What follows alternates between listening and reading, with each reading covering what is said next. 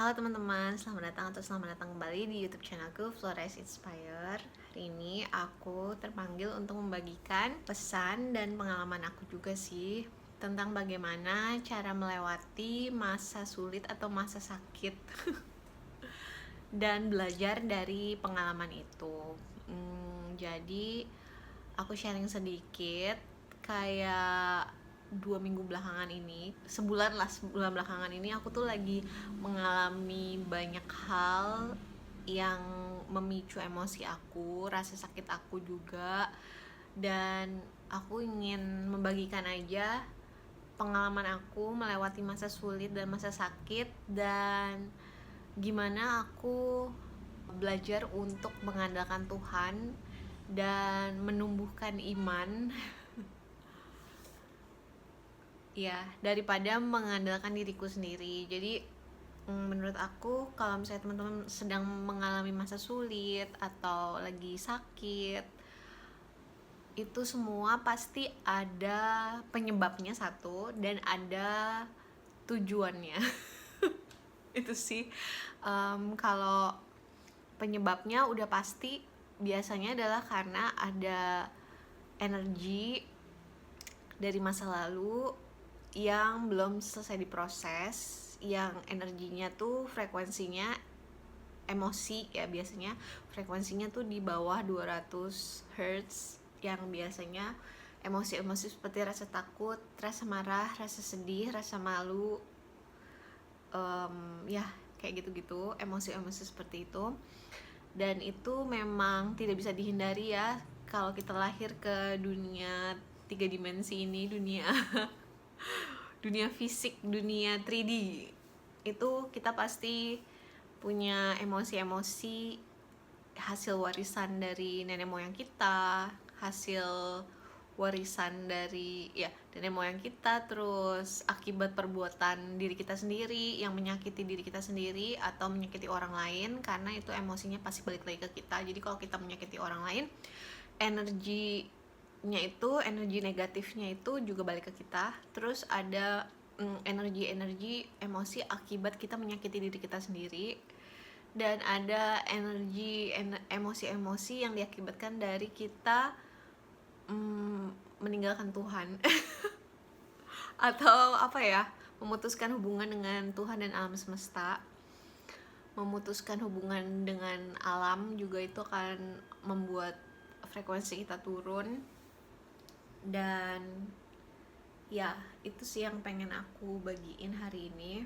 Jadi kalau dari pengalaman aku, akhir bulan Januari aku tuh ngalamin tambelan gigi aku ternyata udah lama dan perlu diganti.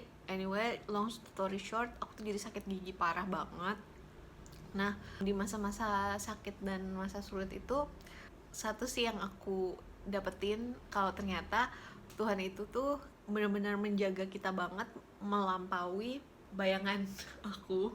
Karena waktu aku sakit itu malam-malam, itu kan sakit parah sampai aku kebangun dari tidur, dan aku kayak ngebongkar aku kan anaknya jarang banget beli obat ya.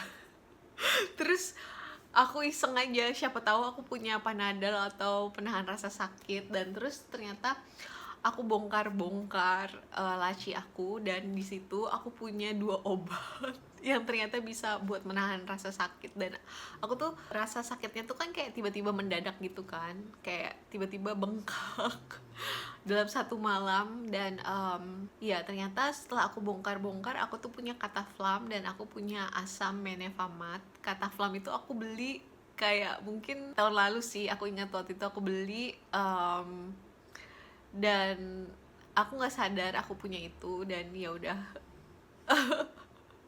aku bisa minum itu. Dan aku juga punya asam Menevamate, jadi itu kayak cukup gitu.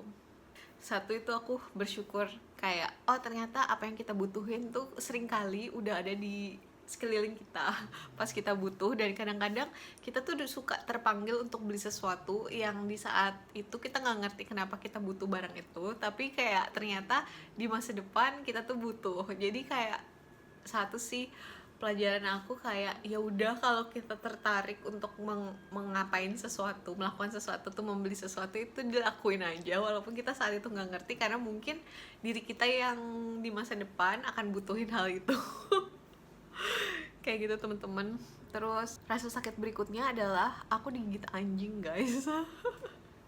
Jadi kejadiannya tuh kayak aku kan suka banget anjing ya, dan anjingnya tuh sebenarnya kayak mau nyerang anjingku sih. Jadi aku pasang badan, terus aku digigit anjing, dan itu langsung bengkak. Nggak langsung bengkak sih, kayak besokannya biru bengkak, dan aku akhirnya harus disuntik rabies. Nah, terus satu lagi, gigi bungsu aku tiba-tiba tumbuh. Terus itu juga harus dicabut. Jadi kayak dalam sebulanan ini aku tuh ngeluarin uang banyak banget gitu kan teman-teman. Jadi kayak aku harus suntik rabies itu 1,4 juta. Terus root canal untuk gigiku yang ternyata tambelannya rusak itu juga hampir 3.500.000. Terus dan aku harus gigi bungsu 1,3. Itu kayak oh my god, puji Tuhan aku punya uangnya waktu itu untuk membayar semua itu. Tapi abis itu duitnya habis. Dan aku tuh kayak oh my god, berarti ini ujian apa lagi nih ya. Dan disitulah emosiku ke trigger super parah, dan aku langsung anxious gitu kan. Rasa takut itu langsung muncul di badan aku, di kepala, di perut ya. Dan akhirnya aku proses aja sih emosinya. Jadi langsung seperti biasa aku grounding, dan aku take a deep breath dan being present. Karena menurut aku kalau misalnya kita lagi mengalami masa sulit atau kita merasa sakit dan anxiety kita tinggi, hal yang paling helpful, membantu, dan juga hal yang paling loving buat diri kita sendiri, kalau kita mengasihi diri kita sendiri, adalah kita akan memproses dulu emosinya, membiarkan diri kita merasakan emosinya. Singkat cerita, setelah aku merasakan emosi itu, ya intinya aku dapat klien baru. Maksudnya kayak aku dapat kiriman uang, terus aku lukisan aku ada yang laku, art print aku ada yang laku. Jadi intinya terselesaikan lagi masalahnya. Jadi seringkali kejadian itu tuh aku pikir terjadi itu hanya untuk membantu kita melepaskan emosi, energi yang di bawah 200 Hz itu biar bisa keluar dari jiwa kita, dan kita jadinya bisa nggak takutin hal yang sama lagi. Nah, sebenarnya waktu aku ngalamin emosiku ke trigger itu, aku langsung berpikir, oh apa aku pinjam duit lagi ya gitu. Apakah aku pinjam duit lagi ya. Terus aku kan dulu sempet kayak minjem ke pinjaman online kan. Terus aku pikir, wah tapi kalau pilihan itu kayaknya aku udah nggak mau lagi deh gitu kan. Terus aku pikir, oh mungkin aku bisa pinjem ke keluarga aku. Terus ini sebelum aku dapat klien baru ya teman-teman. Jadi aku pikir akhirnya aku minta tolong orang lain. Nah terus kebetulan mereka juga lagi nggak bisa bantu. Terus akhirnya aku kayak balik lagi ke emosi yang sama, oh gimana ya gitu kan. Terus akhirnya di kepala aku tuh cuma dibilang rasain dulu emosinya. Maksudnya kayak mungkin apakah Tuhan yang berbicara, atau alam semesta, atau spirit guide aku, atau mungkin diriku sendiri ngingetin diri aku untuk kayak kamu nggak harus ngulangin cara kamu menyelesaikan masalah dulu. Kalau aku dulu menyelesaikan masalahku misalnya dengan masalah keuangan itu, kalau aku kepepet biasanya aku minta tolong orang lain.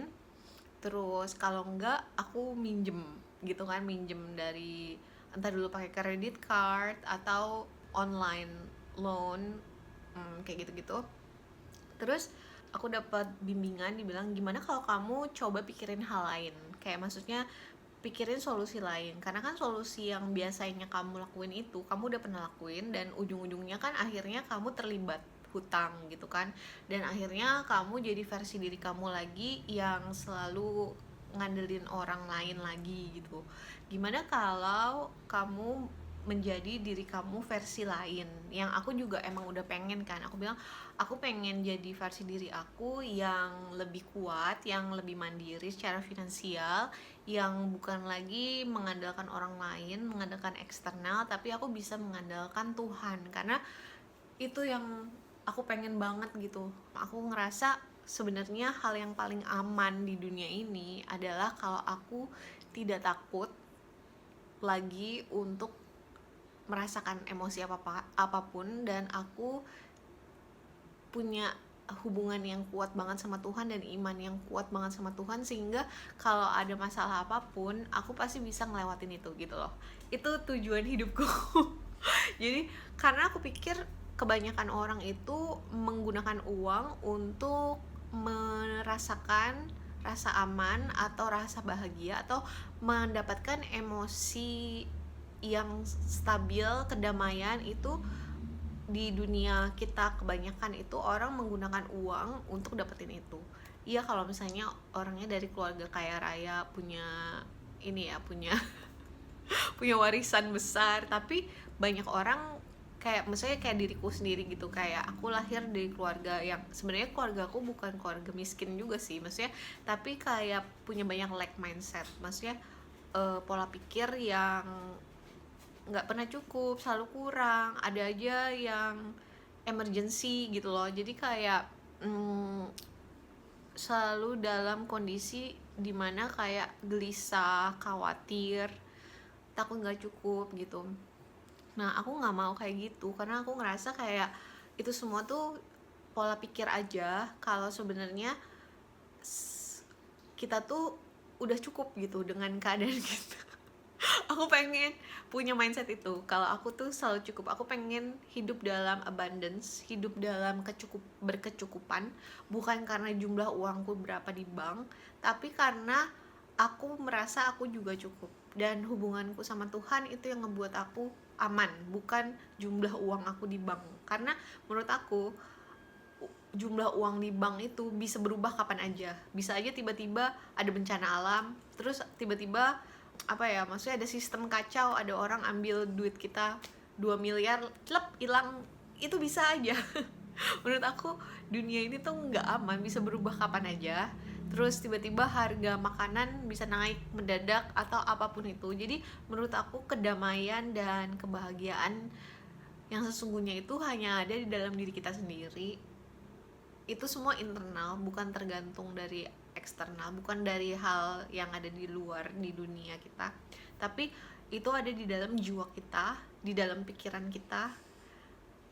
Dan itu dasarnya adalah karena kita berkoneksi, memiliki hubungan yang dalam dan kuat dan terhubung dengan Tuhan, seperti pohon, kita seperti dahan dari satu pohon yang besar gitu. Jadi itu juga aku diingetin satu ayat di Alkitab, ini tentang Jesus sih. Jadi kayak Jesus is the, Yesus pokok dan kitalah carangnya.